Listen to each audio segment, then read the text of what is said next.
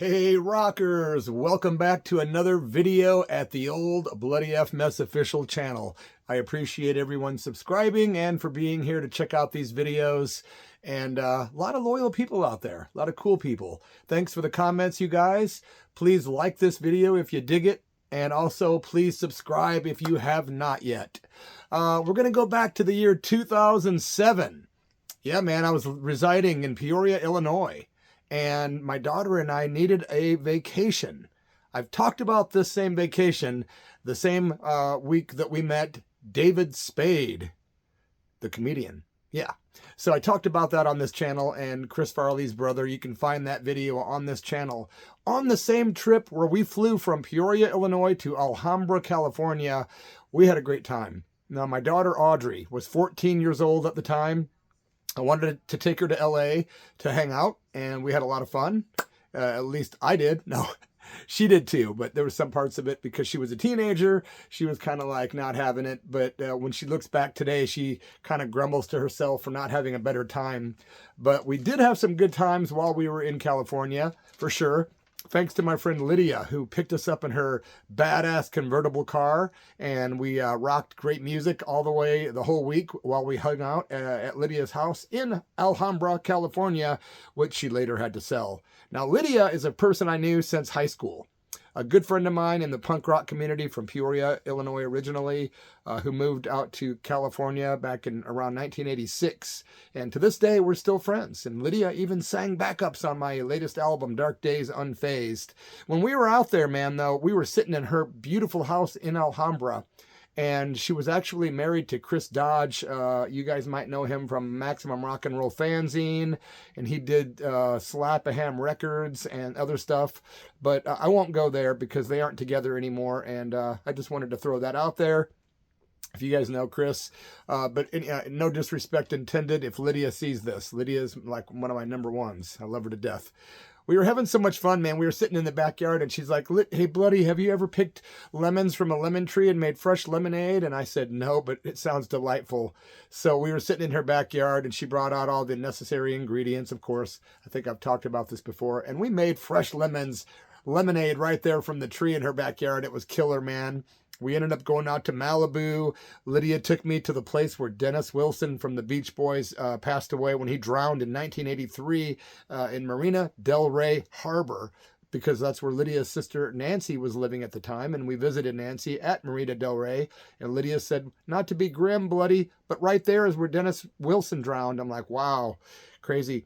I remember going to a great Chinese massage therapist, man, when I was in LA. I was like, I'm going to get a massage. And she said, well, I know this great Chinese place. And I went in there and got a massage. It was so good, I went back the next day. Yeah.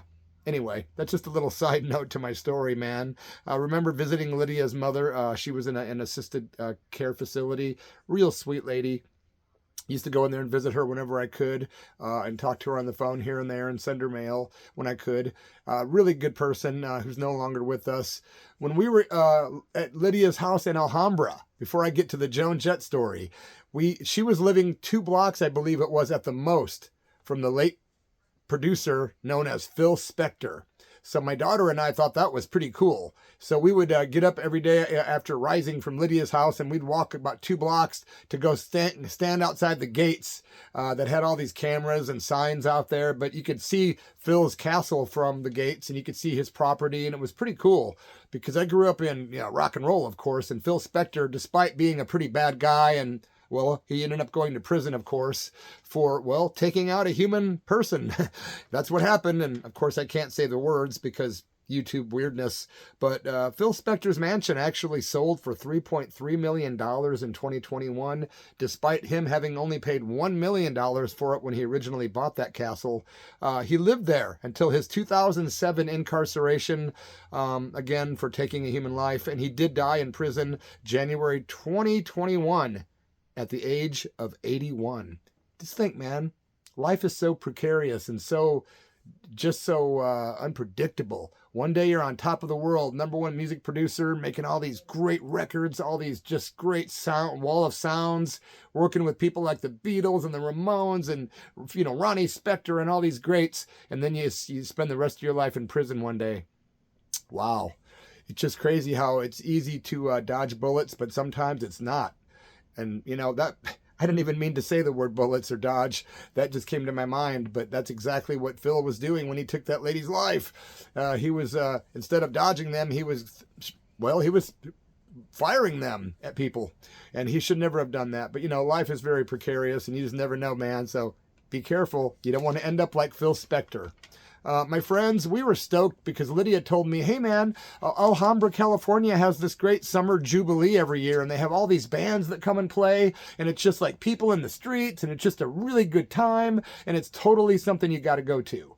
And I'm like, hey man, if there's any rock and rollers playing, I'm totally interested. Well, she said, Joan Jett and the Blackhearts, are you interested? We were like, oh man, because Audrey and I are both big Joan Jett fans. To this day, I think my daughter Audrey has met Joan Jett many more times than I have. I've only actually met Joan twice.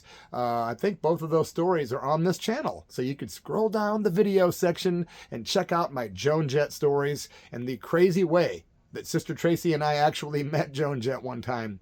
Actually, both of my Joan Jett stories are pretty crazy how I met her. It was against all odds, I can tell you. So Lydia takes us down to the Summer Jubilee. It was July 28th, 2007, Hambra, California. The place was packed. She was not kidding. It was just a ton of people. But when we got there, we were able to weasel our way up to pretty freaking close to Joan Jett and the Blackhearts. And when they hit the stage, man, we were super excited. Because here we were having a good time in California, at least trying to. I was, and my daughter really enjoyed the concert. It was really fun. I got the actual set list in my hand too, by the way. So when Joan Jett came out that night, she came out doing Bad Reputation from her own album, of course. Then into the Runaways' Cherry Bomb, which is always killer. And then her Bruce Springsteen cover of Light of Day. Then, of course, Gary Glitter's Do You Want to Touch Me? And then Change the World. Of course, The Replacements, Androgynous. That's kind of a song that I thought that Joan had written, and I just learned that that was a Replacement song. Wow, I kind of missed out on The Replacements. I don't know why. She did the song 5 after that. Then Joni and the boys went into Love is Pain. What a great song title, Love is Pain. I guess it can be for some people. It has been for me sometimes in my life. Naked was the next song. Then she did Love Is All Around, which is a Sonny Curtis cover. We were having a blast, man. Joni was just all over the stage, just, you know, blowing kisses to the crowd and really working the crowd. It was really fun, man, to watch Joan Jett. I can't even count how many times I've seen that lady play now, but she's still absolutely, to this day, one of my very favorite artists of all time. Also, she did the song Riddles. Then she went into the song Fetish, which is a damn good song by Joan Jett. I love Fetish. You know, the song she's most known for, of course, is I Love Rock and Roll. I remember when that first came out on the radio, I was just like, holy hell, this is killer. But of course, that's a cover by the Arrows. She did another cover, Tommy James and the Shondells, another cover that Joni is known for doing, Crimson and Clover.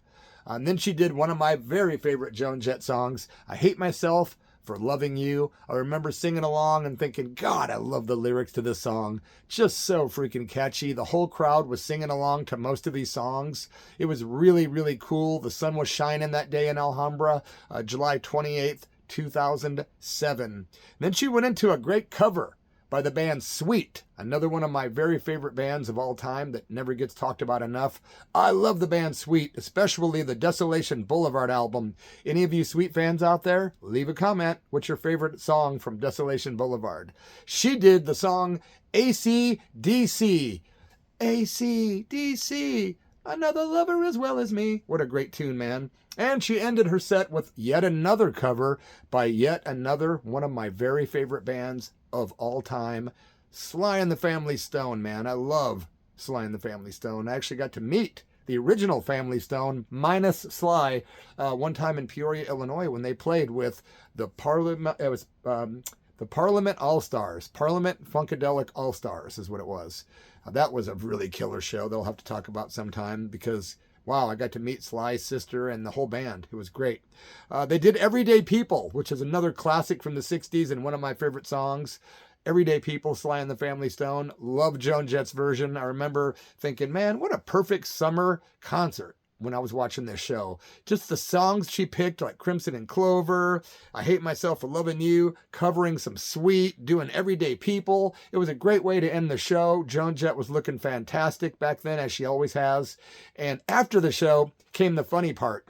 I told Audrey, let's go try to meet Joan Jett when it's over. She's like, yeah, because I had been in radio for years and we've been used to meeting all kinds of cool rock stars. And I said, we will meet Joan Jett. Well, it was like a scene out of a Keystone Cops movie, or for those of you that are too young to know who the Keystone Cops are, it was like a scene out of I don't know, some stupid slapstick comedy. We were running around all these places where we thought the back entrance was, where we thought there was a back door, where the backstage, you know, how she'd walk off, where'd she leave, how'd she get out of here. We couldn't find Joan Jett anywhere. We looked for like 30 minutes straight. Finally, we were like, you know what? She's gone, man. She got the heck up on out of there. But it was a great show. You know, I wish there was more exciting facts to talk about this story. I wish we could have met Joan Jett that day. But if you find those videos on my channel, it'll be worth the watch. Anyway, I got to say, man, it was a good summer that year. Yeah, it was a good July of 2007, and I'm glad I took that trip to Alhambra. Thank you for watching the video. I've got some videos coming up this week before I head out to the Midwest next Monday, so you can look for a new Gigi video between now and then, and probably another video or two as well. Thanks for being here. Catch you guys soon. Stay healthy, stay safe, stay sane. Good luck. Flavor Flav!